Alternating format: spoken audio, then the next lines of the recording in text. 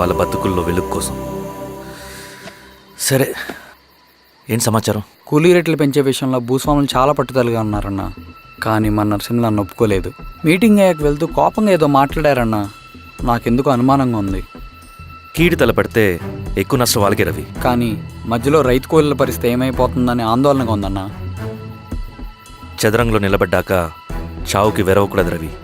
ఇన్నాళ్ళు వాళ్ళు ఇచ్చిన పావలాకి 10 పైసలకి కూలి చేశారు.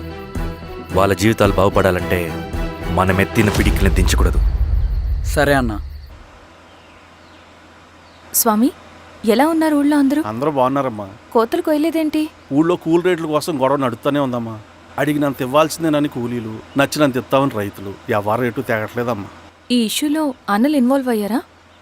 వాళ్ళు వెనక లేకుంటే ఈ కూలి చేసుకునే వాళ్ళకి ఎక్కడి నుంచి వచ్చినాయి అమ్మా ఎన్ని గుండ్లు? ఇచ్చింది పుచ్చుకుంటమే తప్ప ఏనాడన్నా ఇంత కావాలని అడిగారు వీళ్ళు. పోనీలే.